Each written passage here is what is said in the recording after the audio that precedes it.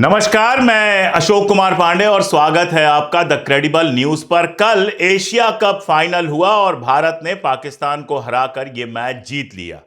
Normally इतने पे समाचार खत्म हो जाना चाहिए कि भारत ने पाकिस्तान को हरा दिया, लेकिन हमारे यहां प्रधानमंत्री मोदी ने जो ट्वीट किया उसके चलते ये पूरा का पूरा मामला फिर से एक बार पॉलिटिकल हो गया। एक तो मेरे समझ में नहीं आता है कि मोदी जी कभी बिना पॉलिटिक्स के बात क्यों नहीं कर सकते हैं, कभी ऐसा क्यों नहीं कर सकते हैं जो लगे कि चलो इसमें वोट का मामला नहीं है।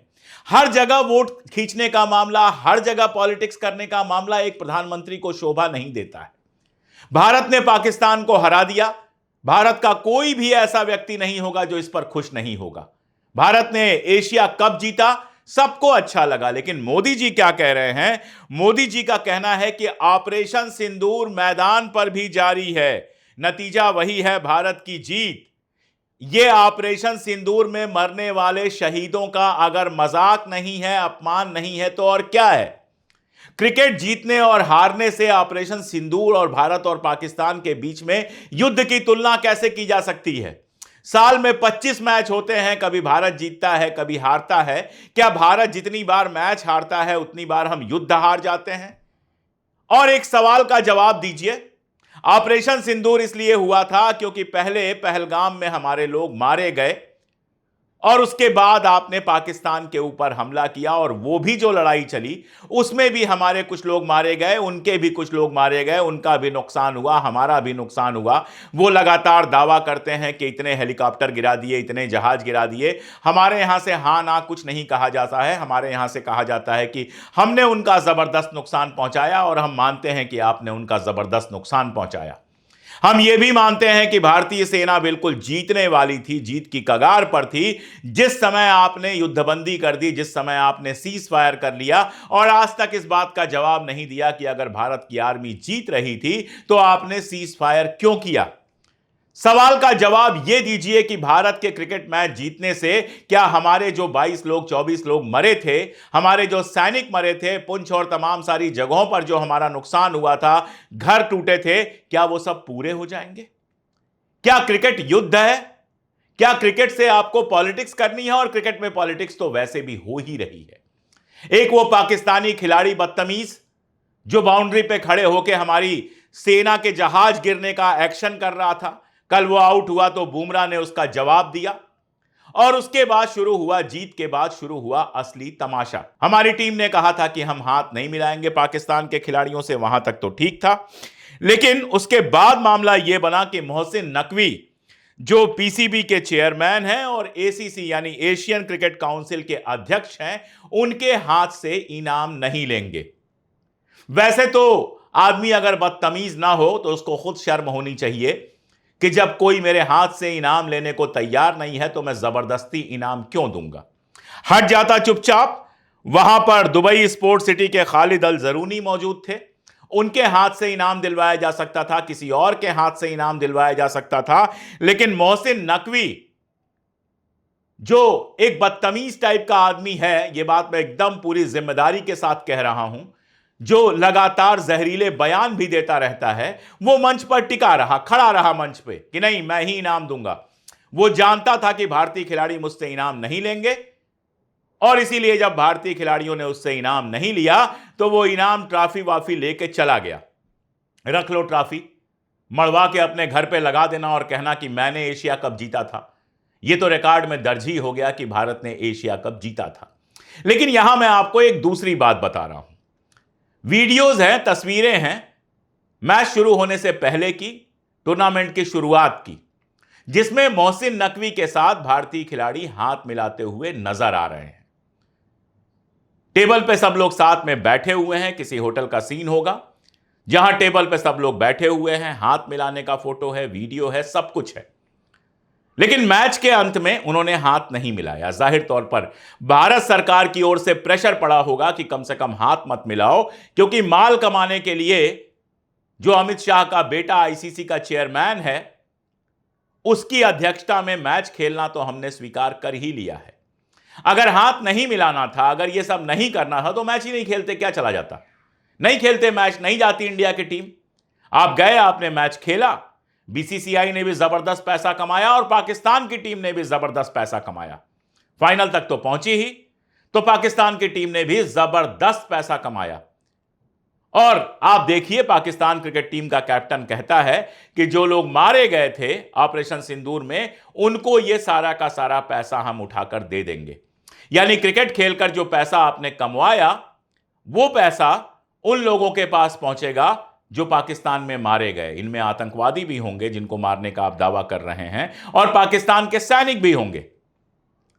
यह सब सामने ना आए, इन सब पे बात ना हो, इसलिए आप इसको लगातार पॉलिटिसाइज कर रहे हैं। हाथ नहीं मिलाएंगे, ये नहीं करेंगे, वो नहीं करेंगे, सारा तमाशा चल रहा है। लेकिन एक सच्चाई तो यह है ना कि ऑपरेशन सिंदूर के बावजूद, यह घोषणा करने के बावजूद कि पाकिस्तान के साथ कोई रिश्ता नहीं रखा जाएगा, एक फिल्म आई थी दलजीत दोसांझ की, जिसमें पाकिस्तानी एक महिला काम कर रही थी, एक्ट्रेस काम कर रही थी, तो उसको भारत में रिलीज नहीं होने दिया गया, जबकि फिल्म तो ऑपरेशन सिंदूर से पहले बन गई थी। सोनम वांगचुक पाकिस्तान में एक क्लाइमेट सम्मेलन में भाग लेने गए थे। भारत सरकार ने उनको हरी झंडी दी होगी, वीजा दिया होगा, उसके बाद वो गए होंगे पाकिस्तान। लेकिन वो क्लाइमेट के मुद्दे पर चले गए पाकिस्तान, तो अब उनको पाकिस्तान का एजेंट बताया जा रहा है। हालांकि सवाल तो यह भी है कि पाकिस्तान का एजेंट बताकर गिरफ्तार करने के लिए लेह में आंदोलन का इंतजार क्यों किया गया, पाकिस्तान से लौटते ही क्यों नहीं उनको गिरफ्तार कर लिया गया। खैर, यह सब होगा, जो सरकार के खिलाफ होगा वो पाकिस्तानी एजेंट हो जाएगा। लेकिन सरकार भेजेगी हमारी टीम को दुबई में पाकिस्तान से मैच खेलने के लिए, और उसके बाद जब आलोचना शुरू होगी, जब माहौल खराब होगा, तब कहा जाएगा हाथ मत मिलाओ, ट्रॉफी मत लो। यानी खिलाड़ियों के कंधे पर बंदूक रख के राजनीति की जाएगी, और जब खिलाड़ी हमारे जीत जाएंगे, तब नरेंद्र मोदी जी उसको ऑपरेशन सिंदूर की शुरुआत बताएंगे। पहले ही कह दिया होता जब मैच शुरू हो रहा था। जरा बताइए, कोई संयोग ऐसा बनता कि भारत हार जाता, तो इसका क्या मतलब था कि ऑपरेशन सिंदूर में आप हार गए? क्या क्रिकेट की हार जीत से देश की हार जीत तय होगी? और बहुत सारे लोग पॉलिटिक्स कर रहे थे। सौरभ भारद्वाज आम आदमी पार्टी के बड़े नेता हैं, एमएलए हैं। उन्होंने सूर्य कुमार यादव को चुनौती दी थी सीधे सीधे कि अगर औकात है तो मैच फीस कारगिल के शहीदों के नाम करो। अगर है तुम्हारी औकात, क्या नाम है इनका, सूर्य कुमार यादव, अगर तुम्हारी औकात है और तुम्हारी बीसीसीआई की औकात है और तुम्हारी आईसीसी की औकात है, तो तुम्हें दूसरी चुनौती भी देते हैं। जितना पैसा तुमने इन ब्रॉडकास्टिंग राइट से कमाया है, एडवर्टाइजर से कमाया है, और इस पूरे के पूरे धंधे में क्रिकेट के आपने कमाया है, दे दो उन शहीदों की विधवाओं को, 26 औरतों को दे दो वो सारा का सारा। हम भी मान जाएंगे तुमने डेडिकेट किया है। हिम्मत नहीं है, औकात नहीं है इनकी कि ये कर सके। हाँ, फर्जी में कुछ भी बोल दो, ये हमने उसको डेडिकेट कर दिया, ये हमने उसको डेडिकेट कर दिया। बहुत शर्म की बात है। मेरा सवाल यह है कि सूर्य कुमार यादव से सवाल क्यों पूछा गया था, एक खिलाड़ी से सवाल क्यों पूछा गया था? अगर सवाल पूछना था तो बीसीसीआई से पूछते। और सूर्य कुमार यादव ने जबरदस्त तमाचा मारा है। भारतीय क्रिकेट टीम के कैप्टन सूर्य कुमार यादव ने यह घोषणा की कि मेरी जो मैच फीस है, जो पैसा मैंने इस टूर्नामेंट से कमाया है, वो पैसा मैं ऑपरेशन सिंदूर में शहीद हुए लोगों और सेना को दान कर रहा हूं। सौरभ को सामने आकर माफी मांगनी चाहिए सूर्य कुमार यादव के लिए, जिस तरह के शब्दों का उन्होंने प्रयोग किया था। उस समय भी मैंने आलोचना की थी, यह सवाल मैंने भी पूछा था कि हाथ मिलाने और ना मिलाने से बेहतर है। लेकिन मैंने सवाल जो पूछा था वो बीसीसीआई से पूछा था कि बीसीसीआई जो अपनी कमाई करेगी, जो करोड़ों कमाएगी, वो सेना को दान कर दे, वो उन लोगों को दान कर दे जो ऑपरेशन सिंदूर में मारे गए हैं, उनके घर बनवाने के लिए दान कर दे, ऑपरेशन सिंदूर में जिनके घर टूटे हैं। यह सवाल बीसीसीआई से पूछना चाहिए। एक खिलाड़ी ना नहीं कर सकता है कि मैं नहीं खेलूंगा। सरकार भेजती है टीम को खेलने के लिए, सरकार अगर नहीं चाहेगी तो टीम नहीं खेलेगी। सुनील गावस्कर ने बहुत क्लियर कहा था कि सरकार ने कहा तो हमें खेलना पड़ेगा। अर्नब गोस्वामी सचिन तेंदुलकर और सौरभ गांगुली पे चिल्ला रहे थे जैसे कि वो तय करते हैं भारत की टीम कहां जाएगी कहां नहीं जाएगी। लेकिन बीसीसीआई से, सरकार से, अमित शाह से सवाल पूछने की हिम्मत इनकी नहीं है। और आश्चर्यजनक यह है कि सौरभ भारद्वाज जैसे नेता की भी हिम्मत नहीं हुई कि वो बीसीसीआई और अमित शाह से यह बात कहें। सूर्य कुमार यादव से उन्होंने कहा, और आज जब सूर्य कुमार यादव ने यह घोषणा की है तो उन्हें अच्छी खासी चपत लगी होगी। खैर, कुल मिलाजुला के मामला यह है कि खेलों को पॉलिटिक्स से बचाया जाना चाहिए। एक नियम बना देना चाहिए कि पॉलिटिक्स कुछ भी चलती रहे, खेल होंगे या नहीं होंगे, और अगर नहीं करना है तो मत भेजिए।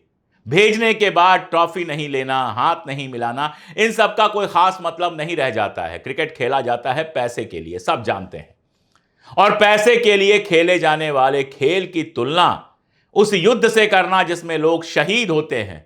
आप बताइए ना, क्रिकेट में तो खिलाड़ी सेलिब्रेट कर सकते हैं जीतने के बाद, लेकिन भारतीय सेना का जो जवान मारा जाता है या 22 लोग जो हमारे मारे जाते हैं, वो तो युद्ध में जीतने के बाद सेलिब्रेट करने नहीं आ सकते हैं। जिसने अपना बेटा खो दिया, जिसने अपना पति भाई खो दिया, उसने तो खो दिया, कोई भी जीत उनको वापस नहीं दिला सकती। इस तरह की घटिया तुलनाएं करने से कम प्रधानमंत्री महोदय को बचना चाहिए था। प्रधानमंत्री पद का कम से कम सम्मान रखना चाहिए था, लेकिन यह सब तमाशा इतनी बार हो चुका है कि अब किसी सम्मान की तो खैर कोई उम्मीद ही नहीं। मैं बधाई देना चाहता हूं भारत की टीम को और सलाम पेश करना चाहता हूं टीम के कप्तान सूर्य कुमार यादव को। जो उन्होंने निर्णय लिया है उसकी स्पिरिट शानदार है, वो सफल हों, आगे बढ़ें, उनकी कप्तानी में भारतीय टीम नए नए शिखर छुए। हम तो बस यही चाहेंगे। आज के लिए इतना ही, बहुत शुक्रिया।